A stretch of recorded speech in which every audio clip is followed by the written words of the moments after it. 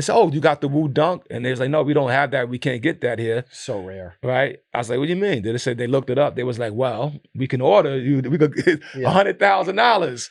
Now it's like, well, that's cool, but if the value of it is up to there, that means that the public may deserve some of that.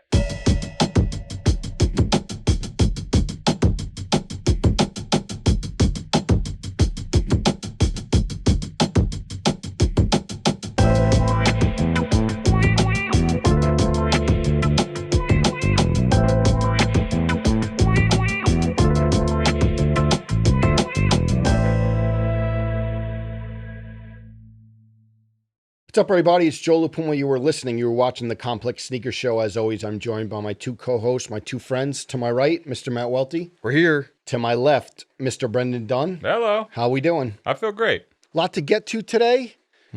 Absolutely. I wanna circle back on a mystery solved, those ACG sneakers I was wearing, and also I do want to get into these New Balance loafers. Not to always just talk about my shoes, but I think this could be a big moment. Also, maybe rumors, we're not confirming it, of the Aqua 8s, Matt Welty's only pair of Jordans. Will he be getting another pair in 2024?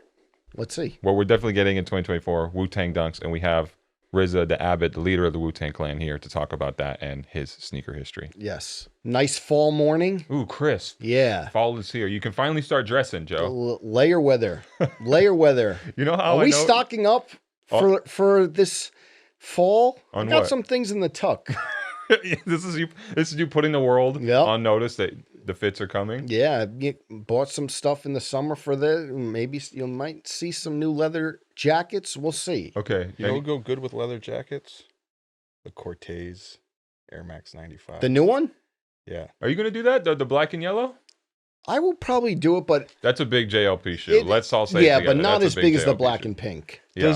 Does seeing the first three were great, huge for Nike, the activation, everything. We don't know what this is going to be, and then we're shooting this a little bit early, but not so. Just if it gets announced tomorrow or someone, don't kill us for it. But do you think that like seeing the first three where they were like such that's like a timestamp shoe? Yeah, like, a moment. You'll always remember that year in sneakers by like that sneaker release.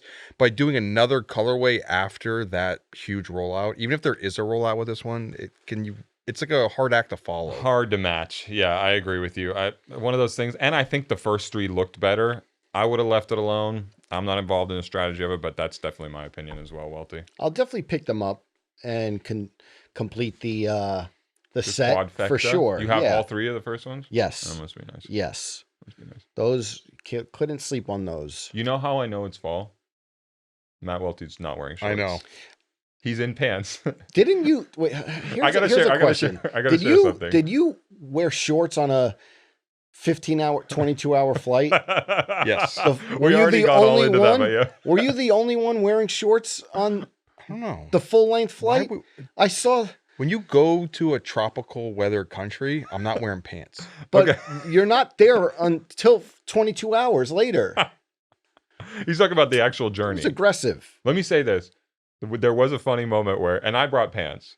I did bring shorts. You know, I'm not that much of a shorts wearer, but we were having a conversation before we went, and we already did the whole recap of the whole trip, so we don't need to go too deep into it. But there was a moment where they had booked us for a nice dinner at a nicer restaurant, a Chinese restaurant, and one of the people who was bringing us around in Manila in the Philippines was like, "Hey, do you guys have pants, by the way? Because there's like a dress code." And I replied, "No, absolutely not." Oh, you didn't bring any pants? No. Wow. Didn't bring any pants on the trip. Okay. We went to the Philippines, Indonesia.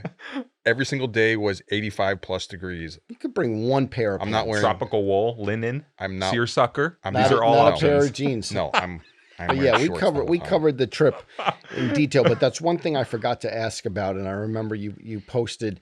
You know, I was like, you're psychotic for doing 22 hours in just shorts. But all right.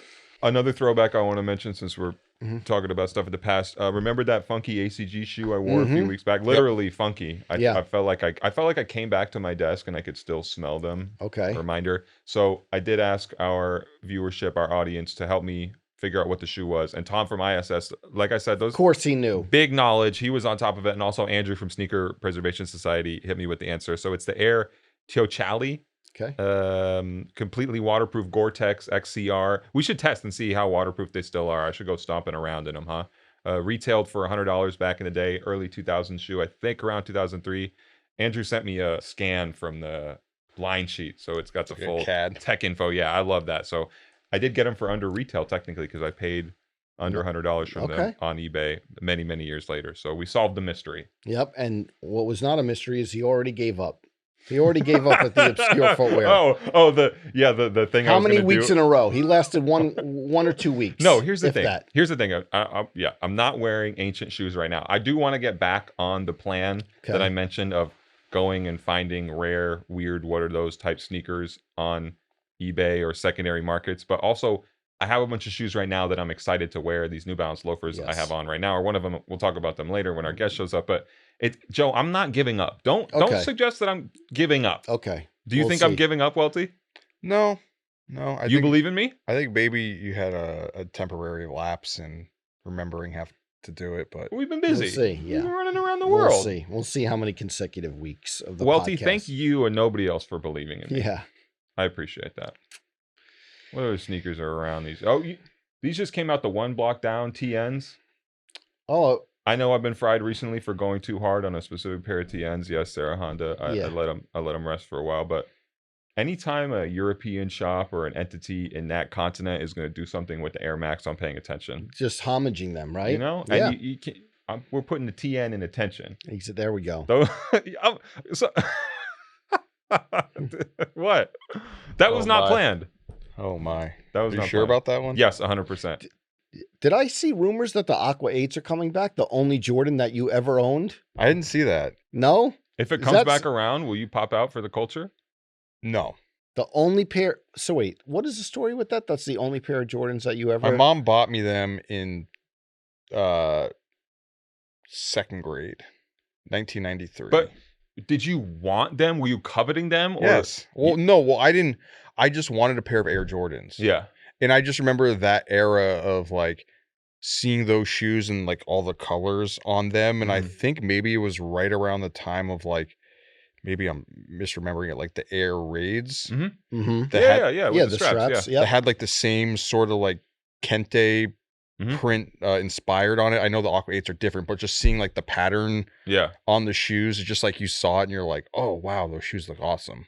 Do you have any sentimental like value to them if they're coming out again that you would, since they were your first Jordans, that you would go back? So here's the thing. Put you in the campaign? No, well, that would be awesome, but put you on the big Nike billboard on 34th Street. It's just it's like a part of my childhood. Yeah. And there's certain things that are like, I've mentioned this on here, certain things are part of your childhood, which are okay to leave in your childhood. Oh, so it went the opposite way. Okay.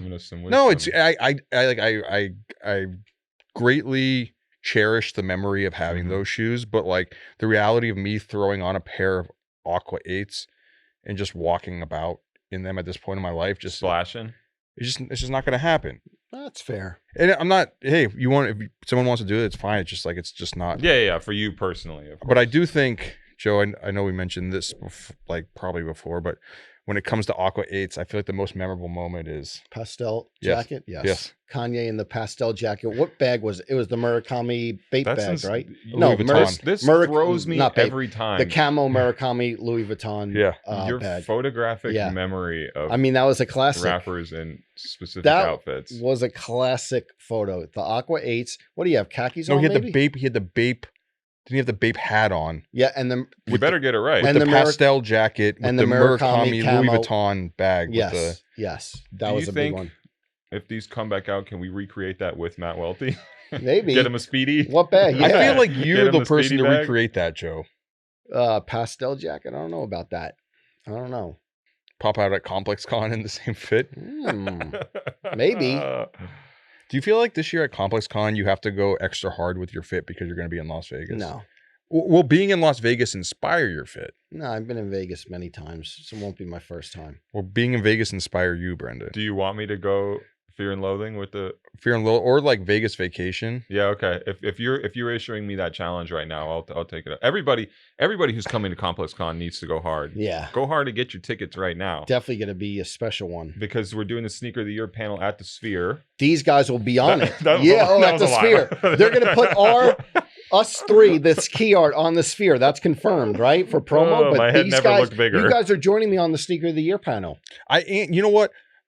Oh. I am excited about it because I feel like this year, you know, having us up there because in the past, you know, it's like, I feel like sometimes maybe the sneaker, the sneaker of the year, the sneaker of the year list has been different than the actual like complex list. Right. And then we would make the list and then people would have comments about it, but we wouldn't be up there to actually like point in the crowd, try to rationalize it. But I think it'll be interesting to have people who have thoughts about a list that we make and actually be able to interact with them live and have that conversation. Are you going to keep that same energy? Well, there's going to be more context. I'm not just going to be like, you know what, you're right, that shoe sucks, I don't like it at all anymore. I'm not like I'll never be be person. That's why I'm tagging you in.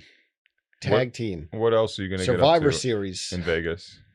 Las Vegas I can only do for like 30. I hope I like don't go crazy by the time like we're like the end of it, because Las Vegas I can feel like I only be there for like 36 hours and then like I need to like get out of that place. Are we gambling? You gamble?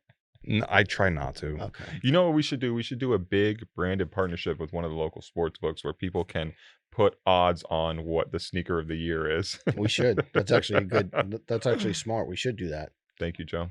That's good. That's actually a good idea. We'll set it up. I was walking around the city. I have to give StockX kudos for this. I feel like people love to hate on StockX, but this was really cool, unexpected moment. And I know they've announced it in the past before, but I don't think they always announce them. But they had like a sample sale.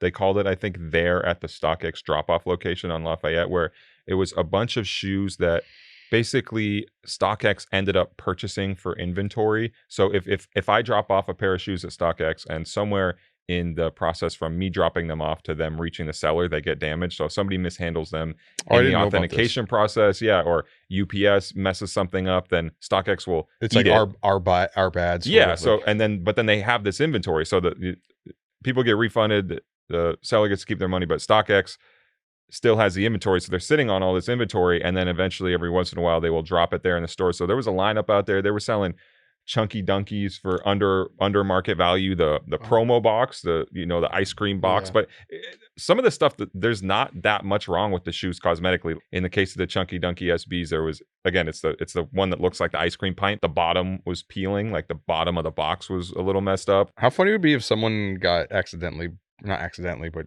bought a pair of fakes at this.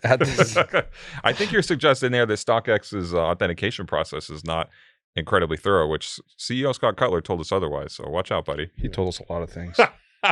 They had UNC off-white Jordan 1s for under market value, just cool stuff like that. How much under market? Couple hundred? Yeah, I think so. As is often the case with this, when it's in New York City, the people who end up showing up are resellers themselves and people who have already a good idea. Just throw it on the StockX. Yeah, or they're already going to bring them to District 1 or Flight Club or whatever. But yeah, I thought it was a cool moment of a line. I like to see sneaker lineups in New York City. I've said this on here before. So I'm not one to like cape for StockX, right? But I'm also like, you get annoyed sometimes when we used to get all like during the peak StockX hate era, like 2020, 2021, where everyone would send you a DM thinking that like we need to resolve their StockX issue. And it's like, this is hey, buddy. Yeah. I get that from Puma a lot. I think that some people, people, yes. They think your customer service. Yes, no. Yes. A lot on Twitter. I just mute the conversations. We've had a lot this before where people say that you need a partnership with Puma or a Puma collab, but people actually think you work for Puma. I get, they just type in at Puma and you're maybe the first one that comes up and they accidentally. But I get included in a lot of customer service claims on Twitter or X, whatever you want to call it. I just mute the conversation. That ain't me. Do you ever have the temptation to just respond like as if you are in fact a representative of the brand and just say something wild? You're like, hey, like send the shoes to this address. No, never. Sorry, Welty, what were you saying? I just haven't. So it's nice not to get those DMs anymore, right? Of people wanting to resolve their like legal disputes with corporations. Yeah.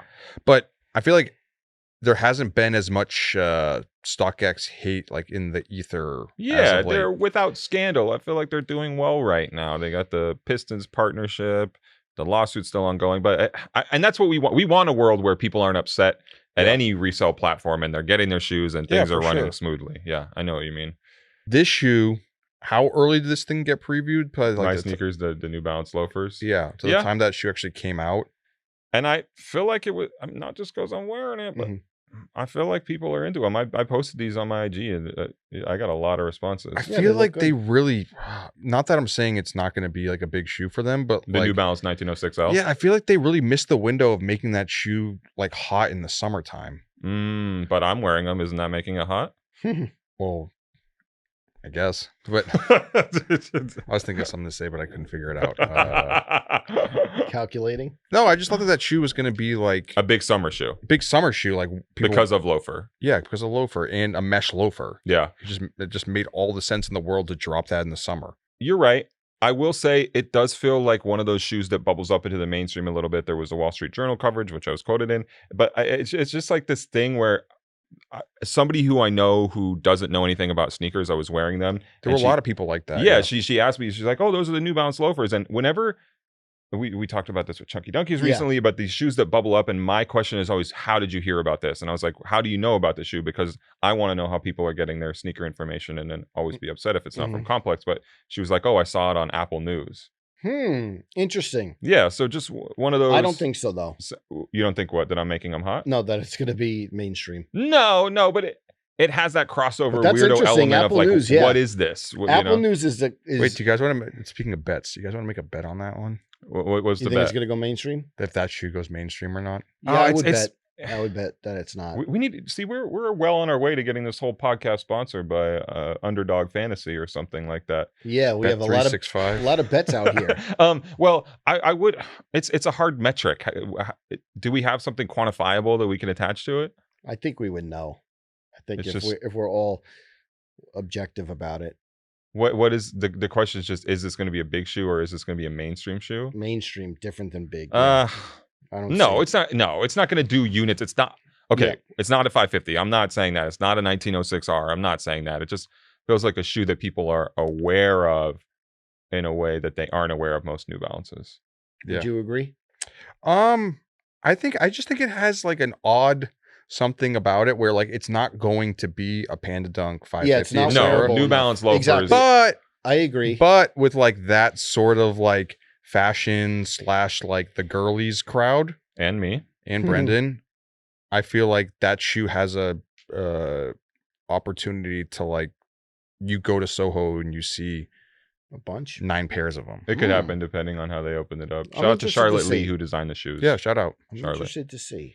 We're speaking of fall footwear. What do you think if you had to pick one shoe for the next 8 weeks of fall? What would it be? That I'm putting on my feet that I'm just like sticking with? Yes. Should I bring the black foams out?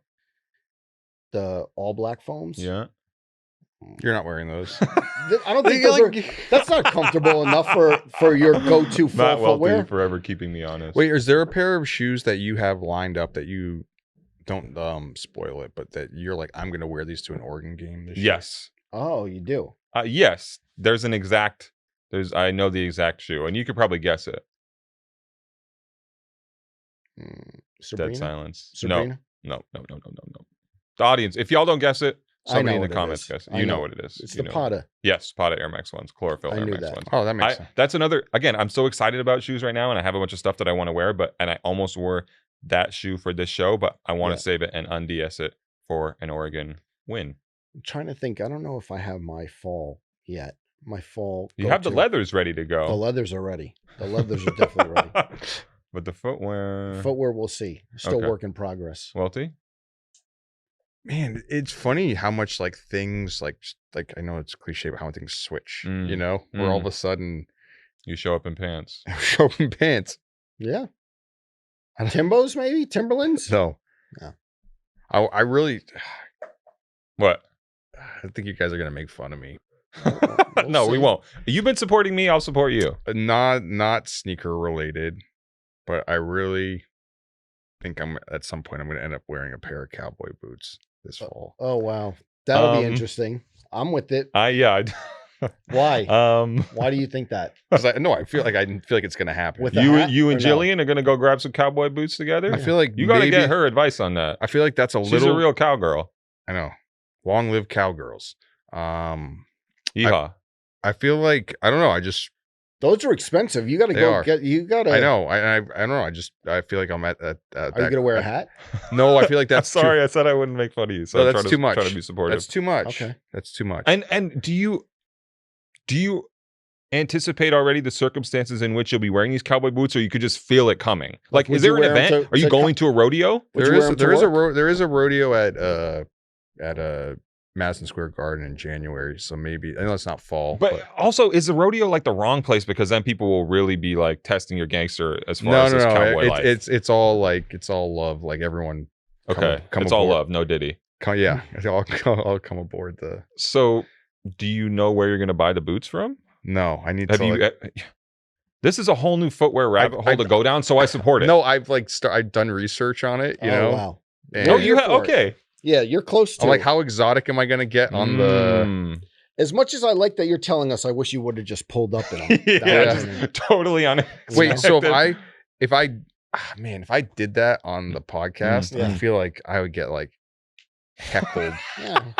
Like, don't we all agree that there's always like. Here's the thing too. I'm sorry to cut you off, but you are always the guy who's grumpy about people showing up to our sneaker show without sneakers on. If somebody shows up to Full Size Run with Tim's on, or here with Wally's on, or something. I didn't say that I was going to wear them on the podcast. Yeah, I never said that. Yeah. Do you get frustrated sometimes, Joe, when you have a guest and they don't show up in sneakers? No, I don't care that much. It's all love. Like Connor wore hard bottoms.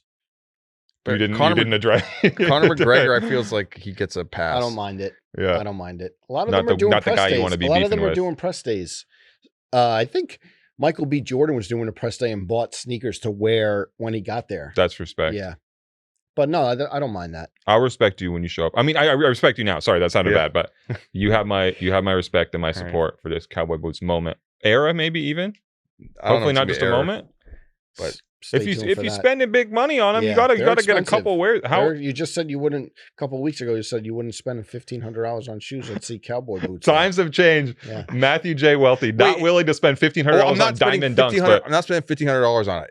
Maybe if I spent like $400 or $500 on it, a lot for you. But I'm worried that this is going to be the moment on your Wikipedia page where we enter a new chapter, and you're going to exit the sneaker world, which needs you now more than ever. No. Yeah. And is it cowboy like phase? Is it once you're opening Pandora's box on it?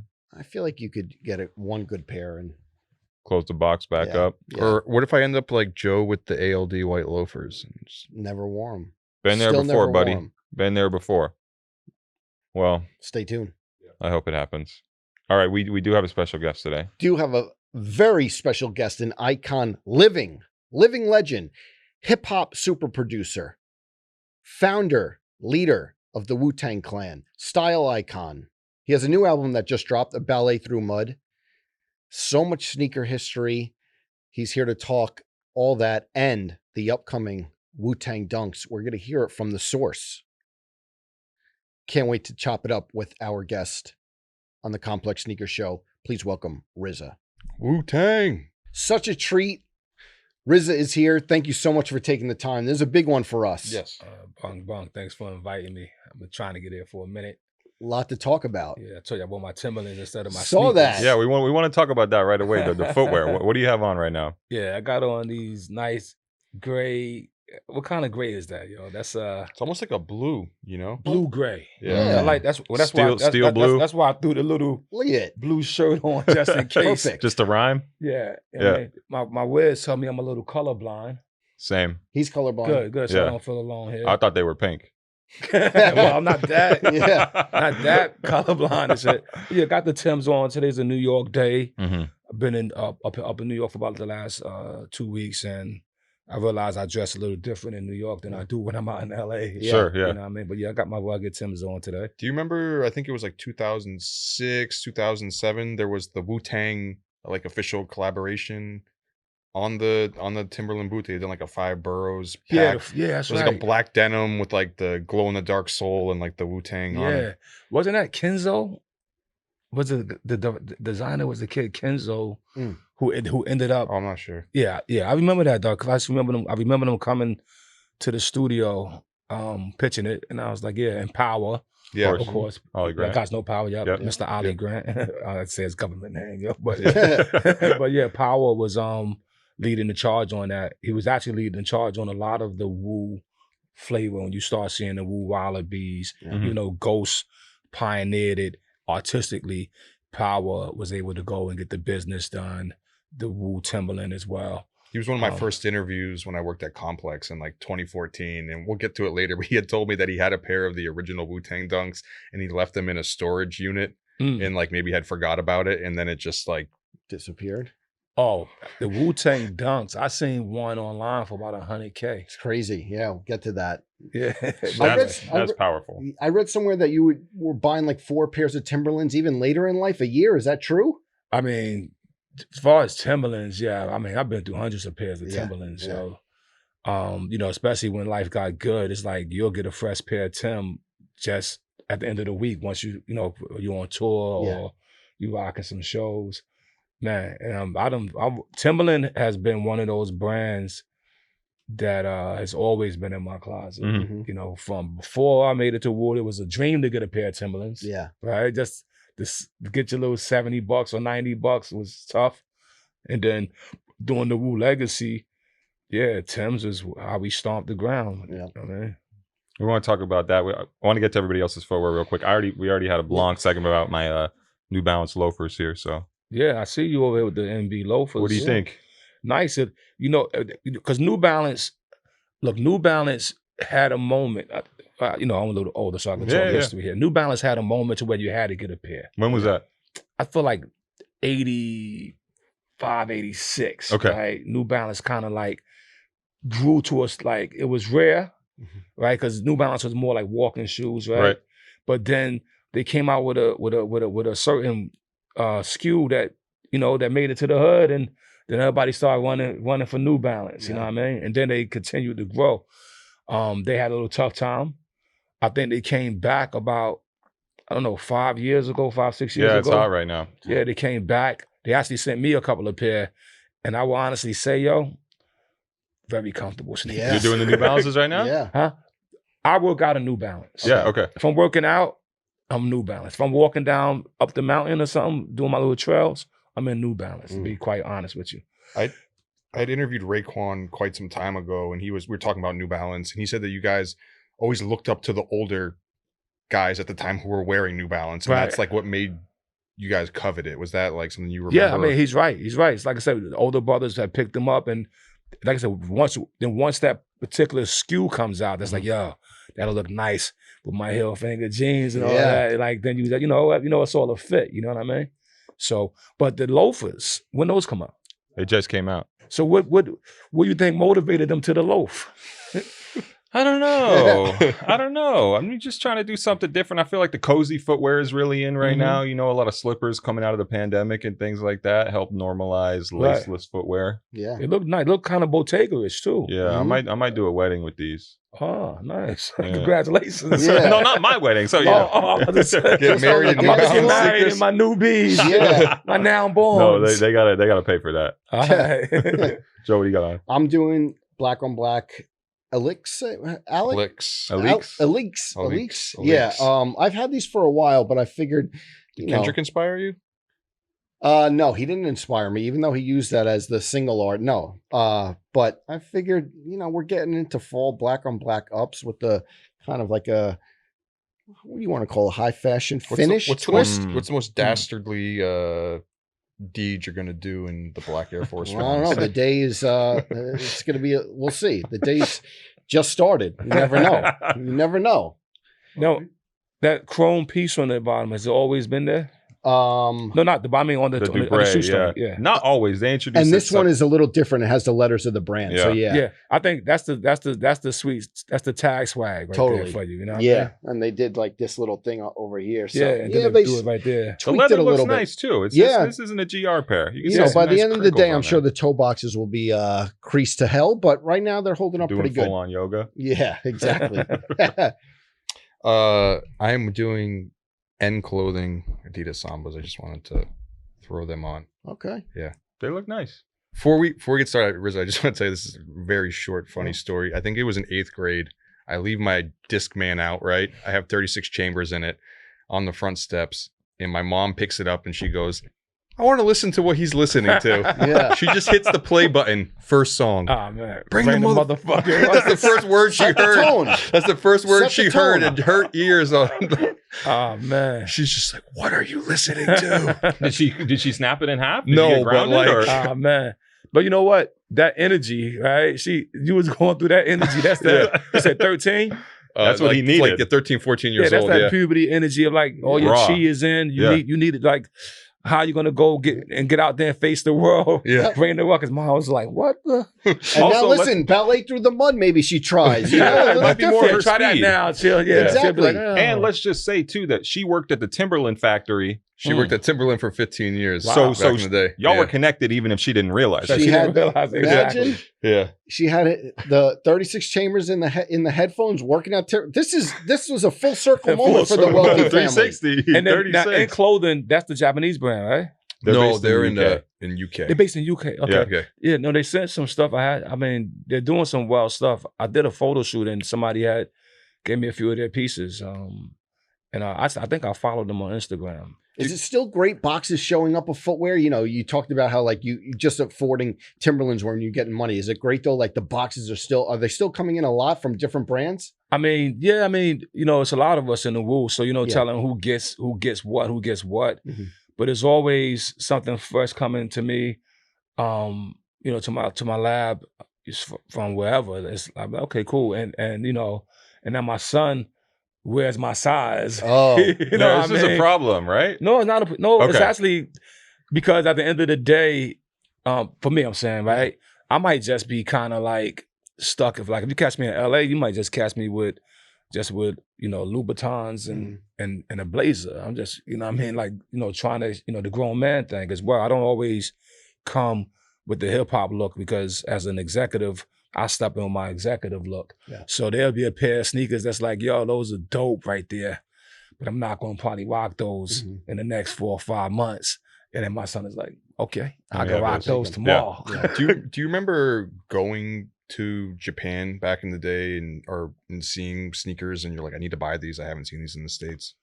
Yeah, not only Japan, but definitely Japan was one of those places where you could go and get rare things. But the cool thing about us here in America is that we may pioneer something and then somebody else in another country, even Australia, you go to Australia and you go to their sports store, you'll go, oh wow, they got the 10-year-old joints Yeah. in the color that didn't hit us. Yes. Yeah. So, and then also when I was kind of seeking out sneakers and things, you know, like when I was fiending for it, right? You know, I would just, you know, end up in any sports store, right? So you think about how, you know, New York had Paragon, right? But then if you go to Long Island, you might, or Staten Island, you'll get Steckman's, right? You go to Long Island, there's another store. And what's in those stores don't actually be in every store around the city, right? Because maybe this store is trying to cue to the soccer guys. Yeah. And then there's a soccer SKU that got a certain color. Like I had a pair of Nikes with the football cleats. You know what I mean? I wore those to school. With the cleats on. With the cleats. Sliding around a little Yo, bit. yeah, then they had the rubber cleats though. Okay. Oh yeah. Like Okay. the turf ones. It's- Yeah. Yo, I'm telling you. Were you killing him or were people like, what is he doing with listen, the I had cleats on? Listen, I wrote a lyric about it. It's in the book, which brought me back. I was reading the lyric. It's Yeah. like I stepped out the crib on an ice cold day, or the polo gear was dirty, so I rocked the Union Bay. I know it's kind of dragged. Listen to me brag when on the Hill Finger Goose, I had a Hill Finger tag and a matching blue cap with an Ocean Pacific sweater. The pants, coat, the shoes all went together as I walked the block. It's like I was making a beat. Because on my feet I had Nike with the football cleats. Oh, So it was like, nice. I'm just saying, it was like, Yeah. Yeah. you know, when you were young and you were trying to find your expression, you know, that's why Capadonna will pull out the Diodoras with the crazy color, like, yo, classics. which I wish, I mean, you know, that's a nice pair right there. I'm like, as I'm looking at him, I can't help but overpass him to those. What are those? Which ones? No, right here, This that's a brave pair of sneakers. Allen Iverson. Yeah. Wow. Yeah. Reebok, CBC yeah. ice cream. It's a brave pair. It's a brave pair. Are shoes like too bright for you, or is it like you can pull anything off? What not now? No, nowadays I couldn't pull it. I couldn't pull it off nowadays. But in the youth, definitely, because nowadays I'm pretty conservative and in my brightness, even though I'm probably pretty bright today. You got the pink Tims on. I'm saying no, those ain't pink. Yeah, he looks. But I would wear a pair of pink Tims and some rug. I mean, definitely my Bobby Digital days. That'll go directly with one of my Bobby Digital costumes. You know what I mean? Mm-hmm. Yeah. You mentioned stores in New York and that sneaker hunting heyday. Do you remember training camp from back then? Yeah. Training camp, who had one on Staten Island, one in Midtown. Udi is family. Yeah. Udi, he don't get I don't know how much credit he get or don't get. I don't watch every episode of the show. You guys give him a lot of credit here? We invited him up here, and I remember training camp when I got to Complex even later in the years. I met him a bunch of times, and yeah. It seems like one of those first guys who was a purveyor of exclusive styles, really intentionally. Like you were saying, stores had the SKUs that maybe others didn't have, but it seemed like he was the one who was doing it in a more intentional way, and also like talking to the hip hop community and saying, look, I know you guys are into this. This is what I have for you. Yeah, he was very, very pioneering as a pioneer of sneaker culture through his stores. Him and Power, tight like this. They, in the early days, they talked about sneakers and shoes, and he was actually going to make the Wu-Tang sneaker. He may have a few prototypes, and he may have made one of the Wu Wallabies back in the day.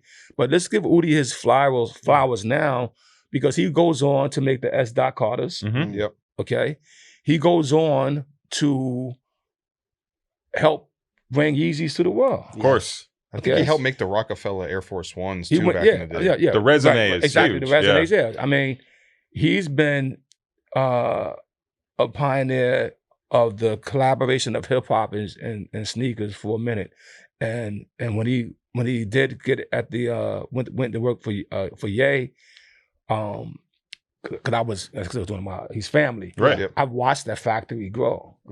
You know what I mean? So you were right there seeing yeah, I pop right over in Calabasas, go to the office and be like, yeah. Wow. And they like, I live right down the block. So it was like, you ever I'm going there for lunch. You ever give them feedback on the shoes? Like, No. I just went to check out my homies, check out Ye, check out Udi. But much respect to Udi for his contribution to the sneaker culture and how it relates to hip hop. There was this documentary like in 2006 called Just for Kicks. And like, he's like one of the characters in it, and he's like, I was trading Jordans for 9mm back in the day. He's got stories. Do you remember those days though, like, coming up where you guys would shop, and like, would you hit multiple spots in the city? And what was it like? Was it like New Balance or Jordan days, or what do you remember? I mean, no, at the time, you wasn't singular. You know what I mean?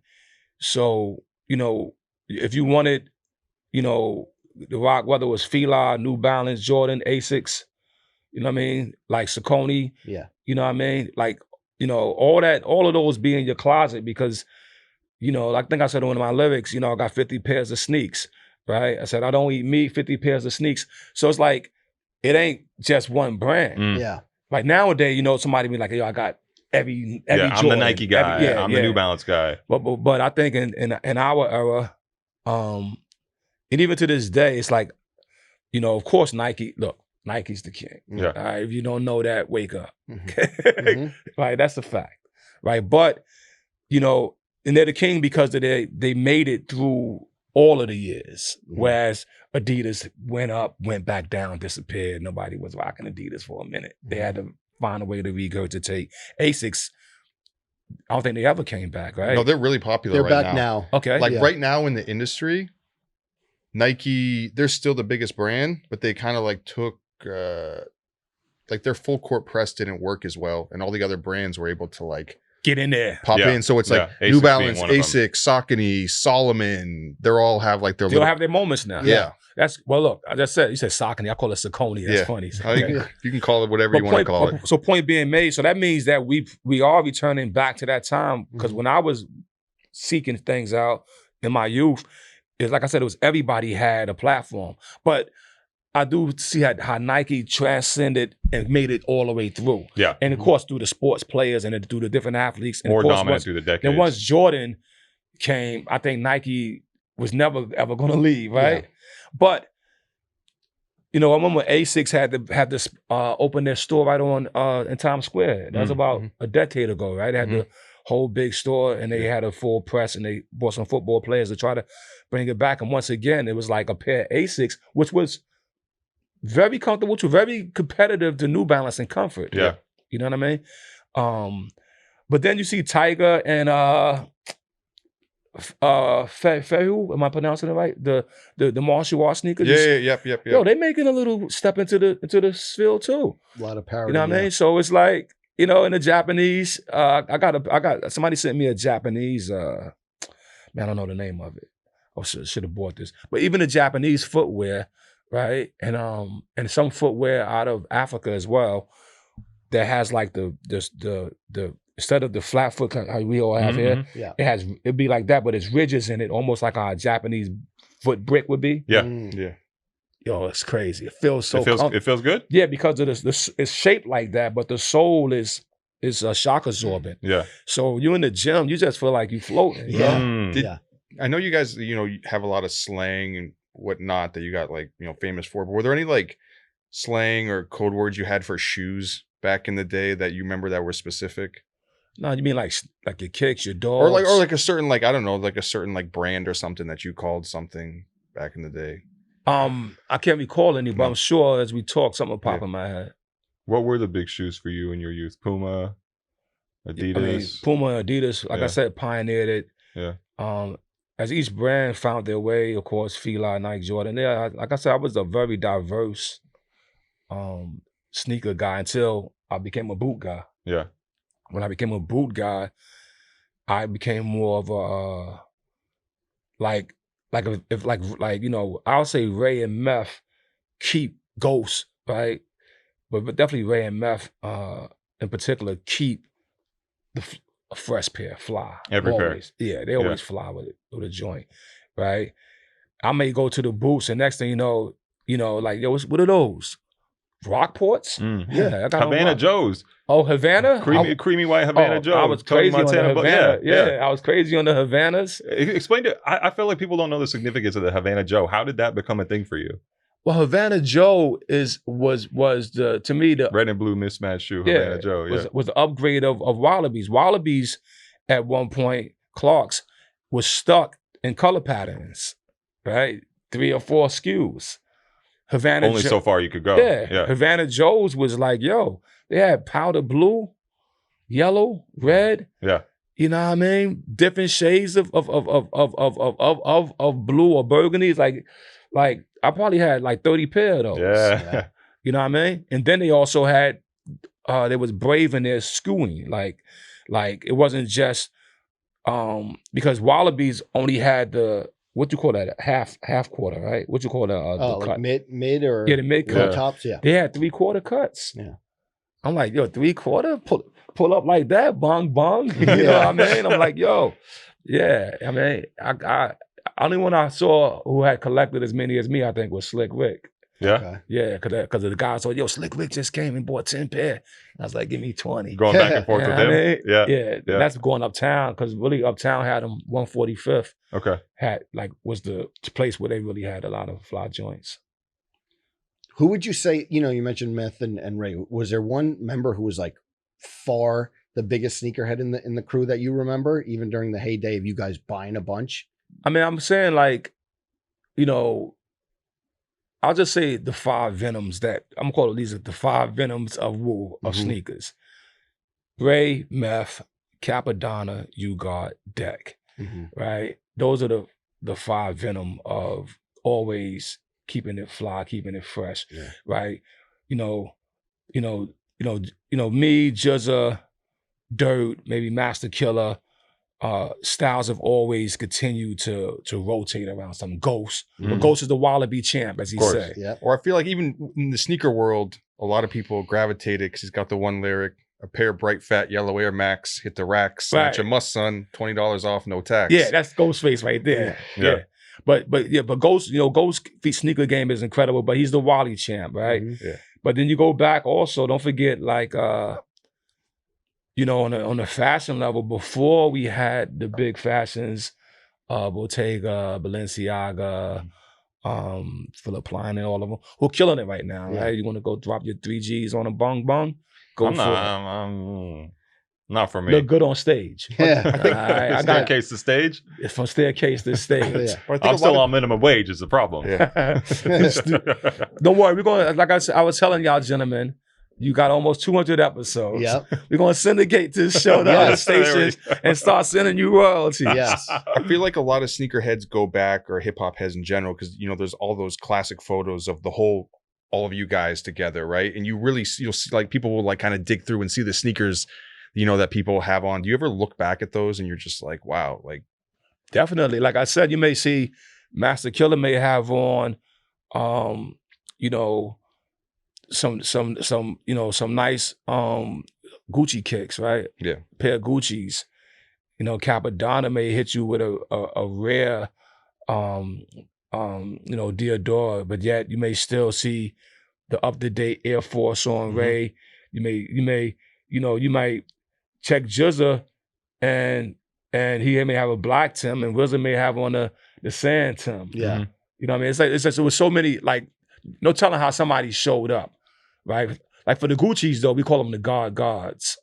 That's a big shoe for you, right? Oh, the gods? Was it the Tennis Classic, like the regular? Yeah, I know that you got the big shoe gods for you. on, because back in the day, that was the most expensive sneaker you could get. If you pulled out with a pair of Gucci's, they was going for like 200 back then. They're probably going for 2,000. Do you remember your first pair? Man, listen. When I pulled up with that, when I hit the block with that, the polo had the polo khakis. What year do you think?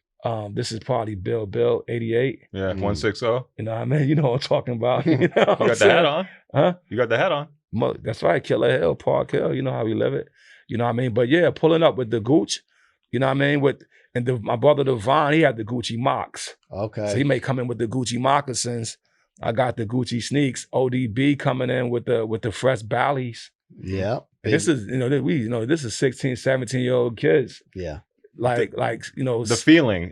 The feeling is you walking on air. Yeah. And now here goes a small difference. I'm gonna share this, and this is just it's not positive, but it's true, right? But you also had to be able to defend yourself back in those days. You can't just wear that, and be fly and not have a knuckle game. Yeah. Because somebody might want that. You said that if you had Pumas on, in Stapleton, someone might try you for them. Yeah, what size is that, son? Yeah. You know what I mean? They look better on my feet.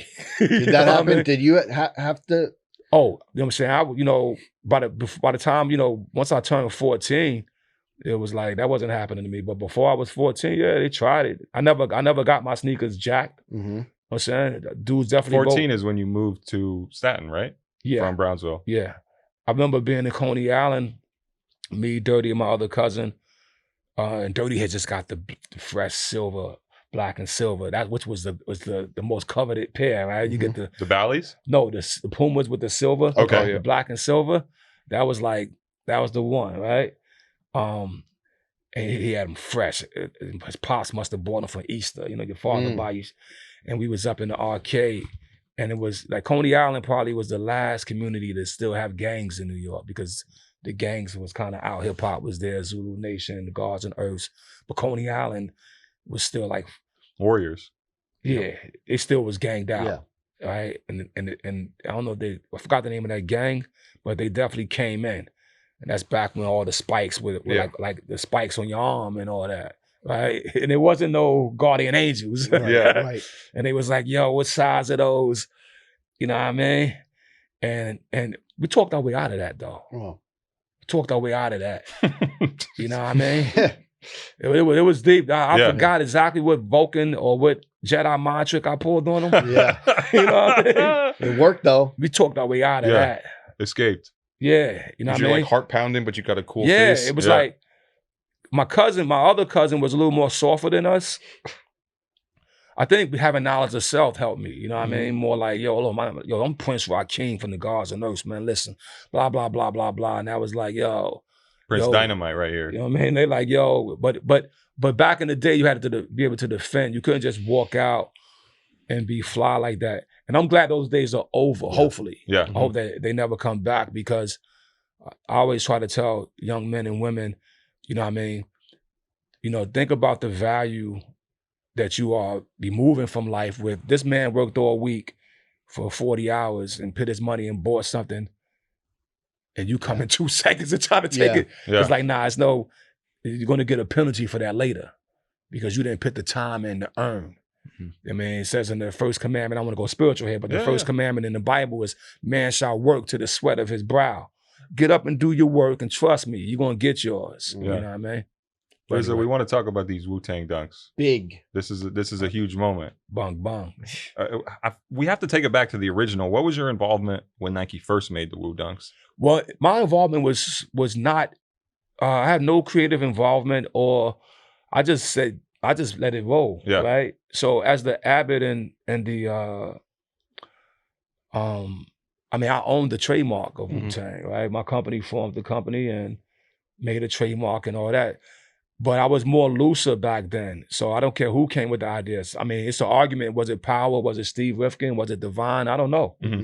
But they had came with it. And I was like, cool, signed off. You know, I didn't really do no business with it. I mean, there was no economic business to the company for it. It was more like a cultural thing and a marketing thing. But it was fly. And at that time, you know, we wanted just to see our brand collaborate with flyness. You'll go back, you'll see a few other things that we did. Even when we did the video game, you'll see us just doing things to expand the brand. So that was one of them.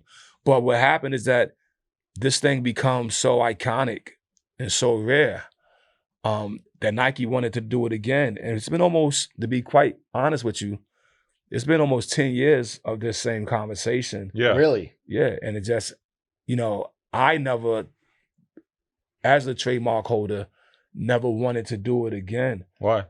I just thought it was done. Yeah. I thought it was something cool about the rarity of it. I also thought that, you know, whether it was Power or Steve or whoever was the foundation of it, you know what I mean? It was their inspiration to let it be. You know what I mean? And then now as we move into this new generation, and really what really inspired me is I was in Japan December to January of this year. And I was walking around just looking at all the fashion. I had my young guard with me. And we had stumbled across is it Sneaker Zone? What's the one that has all the stock prices of the sneaker? StockX? StockX. Yeah. I walked into StockX just for fun, you know, and I started asking them about sneakers and all this. And said, "Oh, you got the Wu Dunk?" And they was like, "No, we don't have that. We can't get that here." So rare. Right? I was like, "What do you mean?" They said they looked it up. They was like, "Well, we can order you. We could get $100,000." Now it's like, well, that's cool, but if the value of it is up to there, that means that the public may deserve some of that. They want it. Yeah, the public want it and deserve it. And so when I got back to America, CAA, which is the company that represents the brand, right, and Iconic also are partners in the brand. They brought it back to the table, and I was like, yeah, I think this is the time. Yeah, it's 25 years too since the original. Yeah, it's the time to share it. It's interesting too because we had him on the podcast, but the guy at Nike who made the shoe, Drew Greer, it was originally, he told us the story was that Nike was re-releasing the Iowa Dunk, the black and yellow, right, for the University of Iowa, and they had a hard time selling it at Foot Locker, so he thought, hey, how do I get a way to bring some energy to it? And he kind of, I guess maybe he reached out to your parties at the time, but didn't really run it by the people at Nike. Right. And he actually got in trouble for making the Wu-Tang Dunk. So that wasn't never legal? I don't. I mean, legal, who knows? But I feel like I never signed it. Yeah. Did you ever have a pair ever? Huh? Did you guys ever? I'm sure they gave everybody a pair. Okay. But I never. The first one, the 99. Yeah. I never signed a piece of paper for it. So it could have been illegal. Right? Not to that capacity. Yeah. In hip hop in those days, it's like was Dapper Dan illegal making his Gucci's and Fendi suits? it's arguable, right? It's you know, because he's just being an artist. Yeah. So, but it is interesting to me how the times change and how those relationships change. There's a certain decade in which you're happy to see your logo connected with an iconic, gigantic brand like Nike and not necessarily make any money off of it. But now we're in a period now where sneaker culture has grown so much and you have to make that an official thing. And this has to be a commercial partnership. Yeah, it has to be legal because when you're young, you don't even understand what a trademark is. You know what I mean? Like you may go get a t-shirt, you know, even that deal on your t-shirt is like, who's that? Where that from? Yo, somebody might pop up like, yo, that's my deal. Yeah. So nowadays it's best, you know, because the culture have grown, because the economics in the world is so much bigger, and do it right. And when Nike, you know, came this time around, I was like, yeah, let's do it. Let's do it right. You know, sent out some kites to the Wu brothers, let them know. Yeah. You know, here go some pairs, here go some economics to market it. Let's rock it. Let's share this. But it's still limited. Yeah. Was the whole crew like aligned on it that like we're gonna bring these back, or was it like I want this to come back? I don't like. No. Well, at this point, the decisions are mine now as the abbot. So as the abbot, I get to kind of make presidential decisions without veto power. Yeah, I don't have to consult when it comes to the trademark. Yeah, I do though. I reach out and get everybody's opinion and get everybody feedback, and also make sure that everybody's counted in. Like I'm not going to make $1 and not make sure that, you know, that there's a percentage that go to the team. You know what I mean? Along with my partners. That's just my way of doing business with Wu-Tang. It's always been that. You know what I mean? It's like, yo, at the end of the day, you know, Wu-Tang is like, the Wu-Tang brand is like a Def Jam, right? Artists have come, has been part of it. But it still exists even though those artists ain't there. But the difference is, I don't think Def Jam will make a Def Jam jacket and send LL a penny off of that. You know what I mean? But for us as Wu-Tang, it's also a family, right?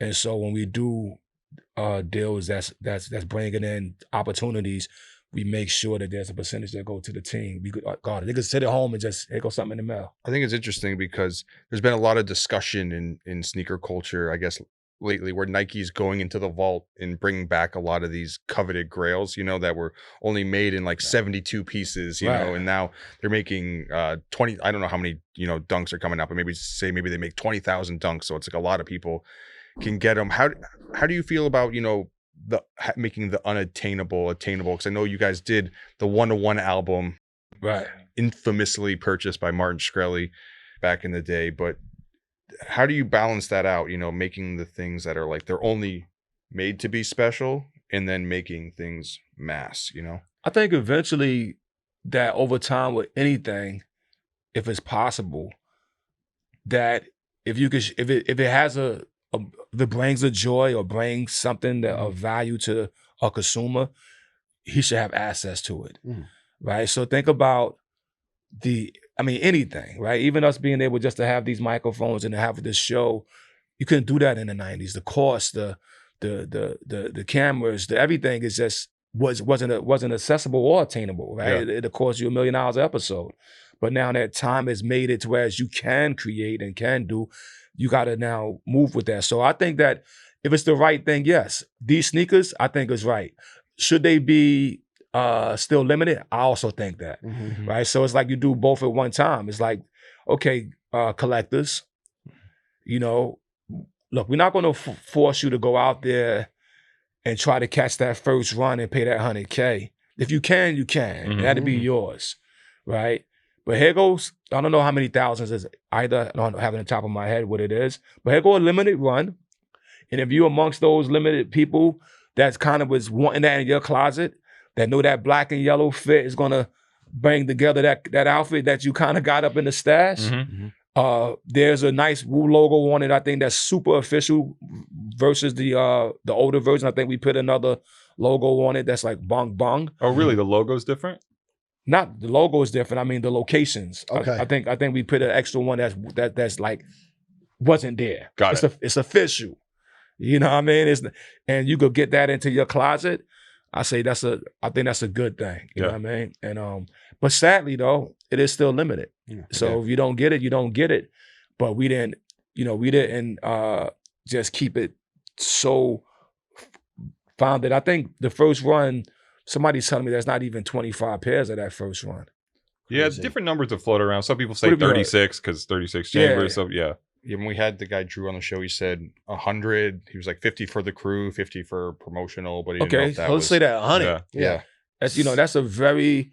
And 50 for the crew is like not much left after that. Yeah, it's not enough for fans. When it got announced with the asset Nike with all the bees and stuff, was your phone blowing up? Was it like did you remember that day? Listen, bro, my phone is still blowing up. Yeah, for the shoes. For the shoe, I got into an argument. People were like, I got friends from the industry that that could have been working at Loud back in the days, like, yo, you got to give me one, son. I'm the one that talked to the kid at Nike for you. You know what I mean? It's like, I'm the one that was rocking. You see that photo of the one that everybody's looking at? That's my photo. Yeah. It's like, so I'm like, yo, I got you. Yeah. Yeah, you're making a list? Yeah, but then they're like, yo, I need like 5. Yeah, that's what always happens, right? I'm like, I don't got 5. Yeah.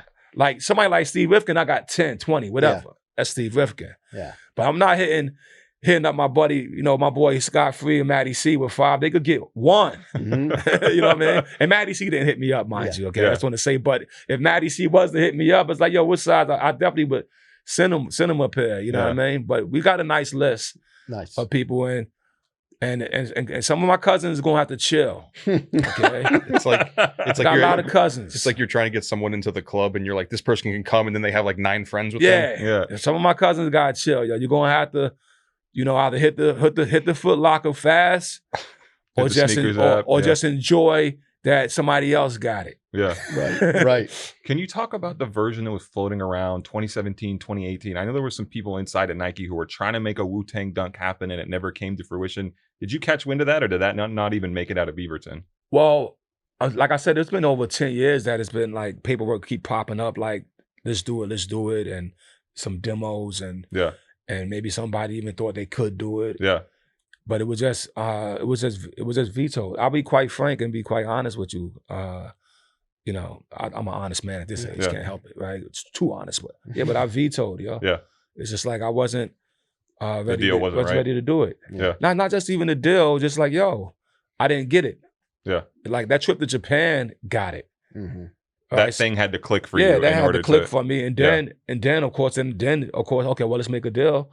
And the deal was proper, right? To an inclusive deal, like I said, like not just a deal with me, but let's make sure all the brothers could get a chance to dance, if they want to. Yeah. They don't even have to.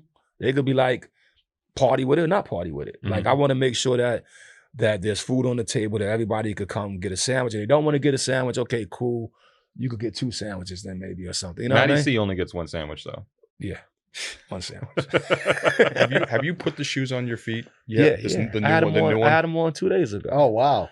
But first of all, listen, let me give y'all, I could give you some insight. I had them on the other day, but then, was it Saturday? I had them on Saturday, but Friday though, right? We had, we was doing a little spot for it. And the director of the spot. Is this Ben Solomon? Ben. Yeah.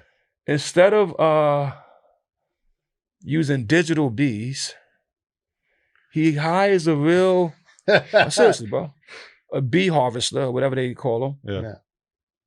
Go to the rooftop on 36th Street, mind you, and how do you get the location? We on 36th Street on one of those routes, I think, whatever the address was, and thousands and thousands, 10,000 or more of bees. Wow. Check it out, listen. And now they tell me, we want you to go over there, right? And they got the honey on the sneaker. The bees are like all over it. He like, you'll see it. It's incredible. And and I, as the abbot, as the man who helped the killer bees swarm, I went and hung out with the bees. My man Slice, who's with us right now, my assistant, they stung him. But Slice took a sting for the team? They didn't sting me. They didn't sting me. You're not deathly afraid of getting stung by a bee at all? No? No. How could you be? Yeah, exactly. No pun intended. You know what I mean? Yeah, exactly. How could you be? I see how you got that British humor. Right. But so that spot, you're excited about that? I'm excited about it because it's real bees. It ain't digital. Wow. You know, But you are Bobby Digital. But this Bobby in Digital. this instance, though, you real know life. what I mean? It's real life, yo. Bong bong. Amazing. What are you gonna do the day the shoes come out? Well, I'm gonna be smiling, yo, because at the end of the day, like I said, my young God is at a certain age. You know what I mean? You know, all the Wu children are swagging now. You know what I mean? I don't even see Meth's daughter dropping bars on Sway in the morning. Yep. You know what I mean? Make sure she get a pair. Just make sure that you know, the youth could get a pair. And once again, the Wu-Tang legacy, you know what I mean? It's another milestone, I think, at the end of the day. You know, when I get these moments to sit down and to look at the legacy and to look at that it still has impact in culture, it's a blessing. And so when something happens, I just feel the joy of it before. I feel the joy more than ever now. Yeah.